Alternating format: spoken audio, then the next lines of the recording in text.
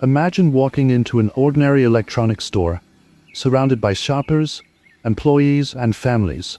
Nobody looks twice at the quiet man holding a video camera. But what they don't realize is chilling. This man isn't just browsing for gadgets. He is a killer on the run, carrying the darkest secret imaginable.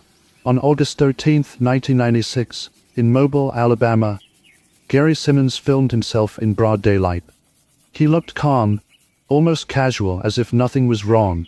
But just 35 miles away, an 18-year-old girl named Brook Weber was fighting for her life. She had escaped the clutches of Simmons and his accomplice, stumbling barefoot, terrified, and bloody into a stranger's yard, clutching a butcher knife. All she could scream was, "They shot him! They shot him!" When police arrived at the house across the street, they expected to find the gunshot victim. Instead, what they discovered was far worse. Inside, the house was spotless. No signs of a struggle, no blood. But in the center of a room sat a large wooden box, big enough to fit a person. The neighbors had no idea, but this would soon be called the butcher's box. As officers combed the property, their search led them to the bayou behind the house. What floated on the surface shocked even the most seasoned investigators. Human remains, cut into dozens of pieces, drifting in the murky water. In total, they would recover 88 pieces. It was one of the grisliest crimes Mississippi had ever seen. And yet, despite the horror, the case would not remain a mystery for long, because the only surviving witness, the girl who clawed her way out of that box, would become the key to unraveling it all. Her name would forever be remembered as the girl in the butcher's box. But how did an ordinary young woman, barely out of high school, find herself trapped in such a nightmare? And how did her escape expose the hidden darkness of Gary Simmons? A man who looked like just another face in the crowd. To answer that, we have to go back to the beginning of a romance, a road trip, and a chance meeting that would turn into one of the most disturbing crimes in the South. The summer of 1996 was supposed to be full of promise for Jeffrey Wolf. At 21 years old, Jeffrey lived in Houston, Texas with his father, Pakil. He was the kind of young man people described as all-American. He loved dogs, football, motorcycles. He had an easy smile and a loyal heart. That August, Jeffrey was especially excited. He had met a new girlfriend just a few weeks earlier, an 18-year-old named Brook Weber.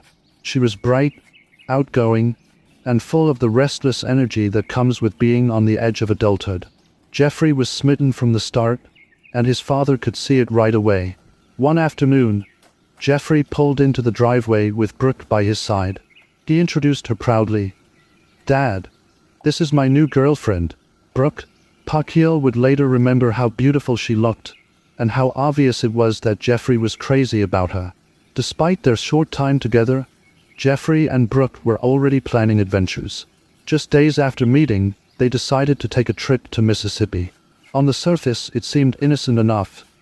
Jeffrey had business there, collecting some money, and Brook was happy to tag along. They planned to mix a bit of work with a fun road trip. On August 12th, Jeffrey kissed his father goodbye before heading out to pick up Brook. That moment would be the last time his father ever saw him alive. What awaited Jeffrey and Brook in Mississippi wasn't a normal business trip. It was a trap laid by Gary Simmons and his accomplice, Timothy Milano. Simmons was no stranger to the house they were driving to. He lived there, and while Jeffrey thought he was dealing with friends, the truth was far darker. As Jeffrey and Brook set out on their 6-hour drive, they couldn't have known that by the time the sun rose again, one of them would be dead, and the other would be locked inside a box, praying for her life. By the time Jeffrey and Brook reached Mississippi, the sun had already gone down. Their destination was Gary Simmons's house, tucked away near a bayou in Moss Point. From the moment they pulled up, Brook felt uneasy. The porch light was off, the house was too quiet, and Gary himself sat waiting on the steps. She didn't know him well, but something about his stare sent a chill down her spine. Still, Jeffrey reassured her. These were just friends he had business with. So she pushed her doubts aside and followed him inside.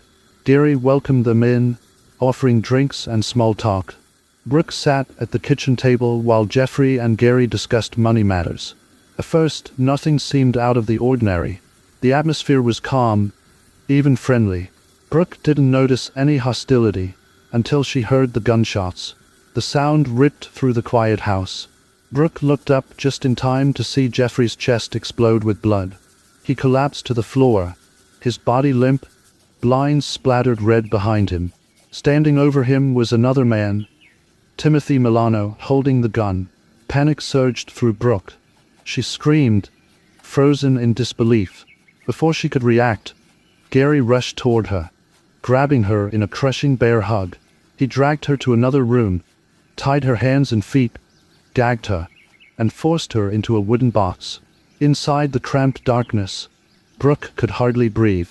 She could hear Gary's footsteps pacing outside, and then his voice, cold and deliberate. He pulled her out and told her something that made her blood run cold. How well she performed would determine if she lived or died. Then he assaulted her and shoved her back into the box. Trapped, terrified, and broken, Brooke thought her life was over. In the suffocating darkness, she prayed for some way out. She didn't know it yet, but her will to survive would become the one thing Gary never expected. The one thing that would bring his crimes into the light. In the early morning hours of August 13, 1996, help finally arrived.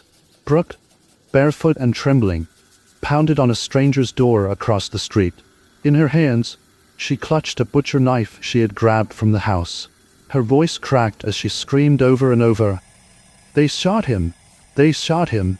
When deputies from the Jackson County Sheriff's Department arrived, they found an 18-year-old girl in total shock. Brooke could barely speak, repeating the same words again and again. She pointed to Gary Simmons's house, convinced Jeffrey was still inside. Officers moved quickly, but when they stepped inside the home, the scene confused them. The house was immaculate. There were no bodies, no blood, no obvious signs of violence. The only thing out of place was that strange wooden box, large enough for a person, with fresh marks around the edges as if someone had just forced their way out. Suspicious, deputies began to search the property more carefully. Outside, near the dock, they found small droplets of blood. Not far from there, in a boat, the discovery grew darker. A bloody axe. Following the waterline deeper into the bayou, one officer stumbled upon something that would haunt the department forever. Floating in the murky water were human remains. Not just one body, but pieces. Arms, legs, parts of a torso, cut apart with disturbing precision. In the end, investigators would recover 88 separate pieces belonging to Jeffrey Wolfe. While detectives processed the crime scene, Brooke was taken to the station. She was the only witness who could explain what had happened inside that house. For now, all police knew was this: Jeffrey Wolfe was dead. Brooke had barely escaped with her life, and Gary Simmons was nowhere to be found. What no one yet realized was that this crime didn't just appear out of nowhere. Gary Simmons had been rehearsing it for years, living in fantasies that his wife, Lori, had seen up close and tried to warn people about. After Brooke's escape, the manhunt for Gary Simmons stretched across Mississippi. For 2 days he stayed hidden, but he couldn't run forever.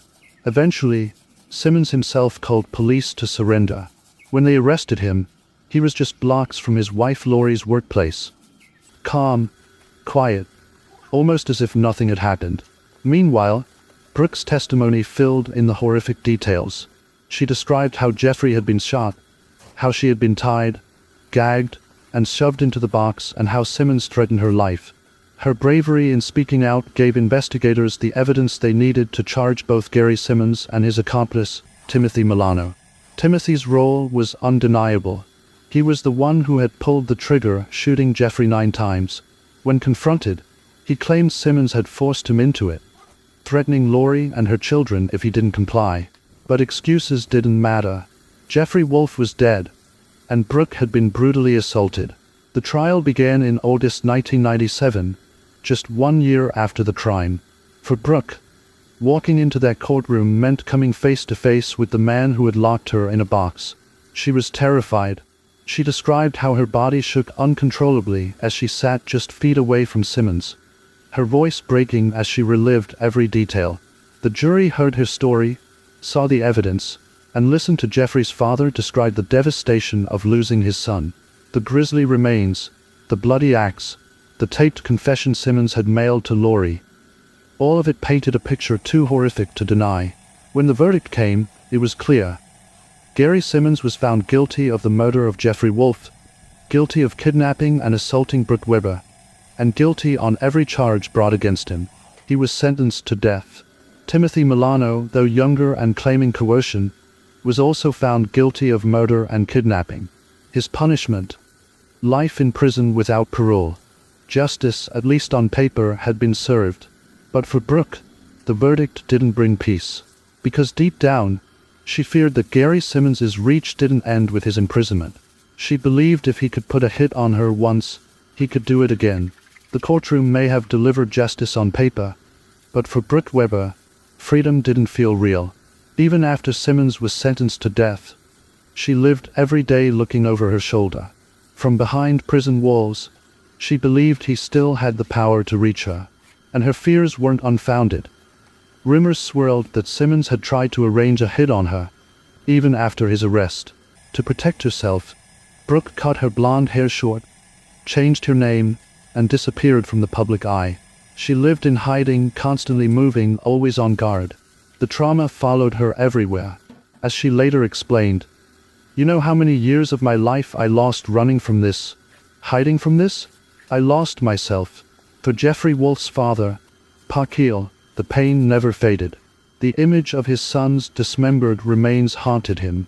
He had welcomed Timothy Milano, Jeffrey's killer, into his home once, fed him, even gave him a place to stay. And that kindness was repaid with betrayal and blood. As the years passed, Brook tried to rebuild. She started a family of her own, but the shadow of 1996 lingered. It wasn't until decades later, 27 years to be exact, that she would find something close to peace. In 2023, while filming for a true crime interview, Brook learned that Gary Simmons's former wife, Lori, wanted to meet her. At first, Brook didn't know what to expect. But when the two women finally sat down face to face, the moment was unexpectedly healing. Lori told Brook that because she survived, she had given Lori's 4 children a future their father could never take away. "We've thanked God for you every day since you escaped," Lori said. For the first time, Brook began to see her own story in a different light. She wasn't just a victim. She was the reason Simmons and Milano didn't get away with their crimes. She was the reason other lives were spared. Looking back, Brook described her survival with a sense of quiet strength. "I just feel like I was put there on purpose, so that they didn't get away." Her words remind us of a haunting truth, that sometimes the line between life and death comes down to courage, resilience, and the will to fight when everything seems lost. The story of Brook Weber, the girl in the butcher's box, is not just a crime story. It's a story of survival, of facing monsters and refusing to let them win. And though the scars remain, her voice ensures that the memory of Jeffrey Wolfe and the horror of that night in 1996 will never be forgotten.